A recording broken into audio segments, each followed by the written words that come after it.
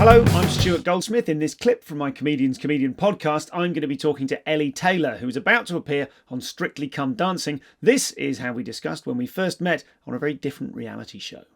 We were just talking about the fact that we haven't seen each other for ages and I think you are now one of those people who is a frequent YouTube recommendation, to the extent that I feel like you're one of my friends who is so famous now. I feel like we see each other all the time. Do you feel a bit famous? No, I don't know. I suppose I've just, since I started comedy, I had such a weird way into comedy and got onto telly really quickly. So it's sort of been incremental like recognition along the way, and it sort of ebbs and flows depending what things are on the telly. That sounds like a yes. But yeah, but like not enough. I'm not Angelina Jolie. It's just not encroaching on my life. But then I think it's. I notice it more when I'm with like friends and family, and then someone will come and say, "Can I have a picture?"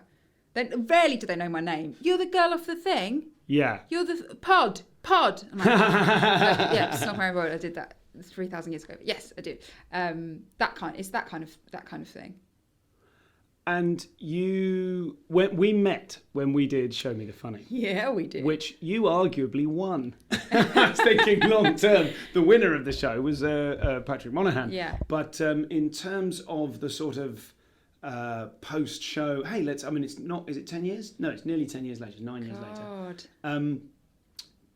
Let's talk about that. We never get to talk about it on this, and I don't like talking about it myself, but I didn't very much enjoy it. Did you? For the benefit of people who are not familiar with this, I've described it once or twice before. Tell us what it was in your own I way. would describe it. I would say it was like an X Factor for comedy on ITV that no one watched. And it was hosted by Jason Manford, and it was 10 of us, 10 comics, and each week we would have to sort of go to a specific situation or location. So one week we'd go to Liverpool, one week we'd hang out with soldiers, and you'd hang out with that group of people for a few days, and then you'd write. The premise was the comedians would write 5 minutes new material and then perform it in front of those people, so Liverpudlian women or soldiers, in front of a panel of judges. Now, when I say that, if I had to do that now, I would shit myself. Okay. But because I'd only be going less than a year. I was still in a full-time job. I'd never been paid for a job, and I quit my job to do this show. And the idea of the pressure, now knowing that how weird you would never do new material on television. Like, it was such a bonkers, weird, false format. That I would find it very scary. I mean, I was scared when I did it. I lost a lot of weight through pooping because it was terrifying. It was quite terrifying. But now I think, knowing what I know, it would be a different sort of terrifying. There'd be more sort of to lose. But I think because I was so new, I was lucky in that I got to play the underdog card, which I did, and it worked well. Yes, because you weren't even like a struggling new act, or not struggling, but there were people on it who were in their first couple of years who had done the odd paid gig, who were sort of a comic now. Yeah, I'd never been paid. I was still, I quit my job in marketing. Someone just told me about these auditions on the circuit for this TV show. I was like, I'll give it a go. How many gigs had you done by that point? I can't remember now, but I would have been able to count them by number at that point. And I had to sort of go. I had to say, can I have a long lunch break to go to this weird audition in the middle of the day.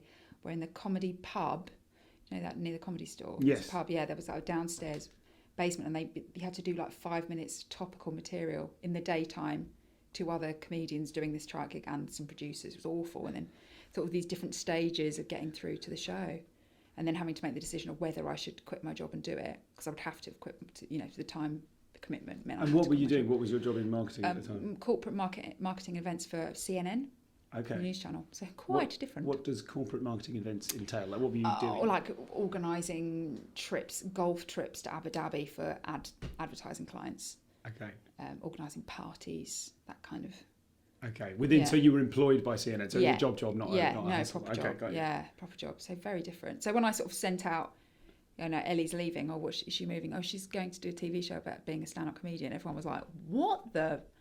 Where has this come from?" I think everyone thought I was bananas. Apart from my family didn't, and my boyfriend at the time, he's now my husband. They were really cool about it.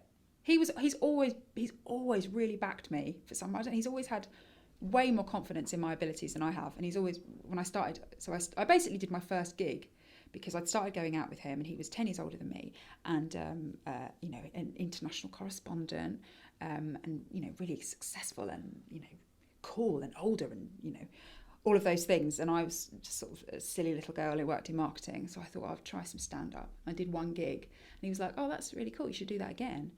And I just thought I'd do one gig, tick it off the list, sort of thing. But just to sort of impress him, I carried on doing it. What an origin! Yeah, I know. It's nuts, isn't it? But what a message to give to my daughter. Just choose your career by impressing a man. But yeah, so when it came to having to quit my job, he always was like, for him, it's always been an absolute no-brainer that of course I should go into stand-up, which is mental. But he's great. He's great. He's still like that now. Did you have, when you said tick it off, did you have any kind of designs on comedy as a younger kid? Did you have any, were you funny? Yeah, well, you sort of, I think you obviously have different roles in the different friendship groups or different tribes that you hang around with. Within my family, I was always considered the funny one.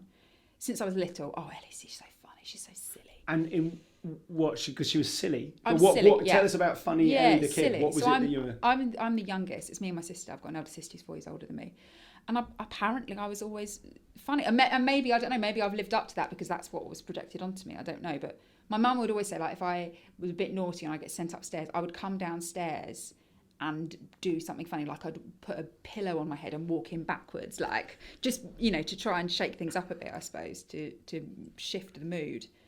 And my mum's very silly, and I think that silliness was always really encouraged with me at home. But no, I never had designs on stand-up. I've always performed, I've always acted, and I've always really enjoyed writing silly things, funny things, but I never put them together until I saw a friend of mine. So I was probably 22, 23, and I saw, older, but it was older than that, probably about 25 then, and I saw a friend of mine do stand-up, and I'd been to university with her, and we'd done the same course, and we'd been in the same plays, and I thought, oh, if you can do that, I can do that. It never occurred to me before as something that I could do. So from that moment, I put my name down, and then I wrote my set, and then I did it. But I think I'd been to one comedy night. One stand-up live comedy night, and it was in the downstairs of the Thistle Hotel in Leicester Square. Was that an Inky Jones night? Yes. All night, and that was my only experience of live comedy. Okay. Never really watched that much. Like now, I look back and I'm just it's so arrogant, but I suppose it's more maybe more ignorant. I don't know that I thought I could do it when I hadn't really seen any of it. It's inventing it for yourself is a really good way to start. In a way, the slate is clean, isn't it? So, but yes, a very odd way into it all. And so let's just stay with Show Me the Funny just for a sec. One of the frustrations I had was that I kept wanting to say to the judges who were professional comedians, you wouldn't do this. Yeah. You wouldn't do new stuff. And you kind of touched on it there. Yeah. But that sort of, that naivety that you had, like you said, you were able to be the underdog, and you were also, were you scared of it? Were you scared of the challenge of doing it? Or did you feel like, I've got nothing to lose? I think I felt a bit of both. I suppose I was smart enough to know to play on the underdog card and very much use that. And I did. Because, I'd seen enough reality TV to be aware of anything you say in the talking heads. Like, just, you're always on. If there's a microphone on you, you are always on. So just be aware of that. That's really interesting. I had seen next to no reality TV. If I were to do it again now, having watched 11 seasons of Drag Race, I wouldn't do it. B, if I did, it'd be a very different approach. Yeah, and I suppose, I can't remember, but I imagine my husband, who's worked in TV forever, probably would have given me a good pep talk or two beforehand as well. So you went into it with a sense of playing the game. I knew you have to create your narrative to some point, and the narrative was kind of there in that, and it was genuine. I hadn't really done any gigs, didn't really know what I was doing, so but I don't know. Sometimes I wonder if I did have it easier or harder, because I know other people. The premise was new material. Yes, twice now that you've said it wasn't about new material. The premise was. The premise was new material, and that's the thing. Now, I had to play by the rules because I had no material. I couldn't use. I didn't have years. I had nothing. So every week, I genuinely did do new material. And only in hindsight now, I'm like, well, of course the others wouldn't have the whole time. You'd be an idiot if you've got all these bankers that you wouldn't roll out. I was that idiot. To me, it was incredibly important that we did the challenge by the rules. And then it was like, and do you know, I remember a conversation, actually. We had a conversation in Liverpool with the producers, and they were like, well, you can use... And you were like, hang on, that's not what the show's about. That's not what we signed up to, Yeah. But still at that point, I'm like, well, I still don't have anything, so I can't... Sure. I can't sort of flout those rules, so I don't have anything. For tour dates, news, updates, whatever they are, and the latest episodes of the Comedian's Comedian podcast, go to stuartgoldsmith.com.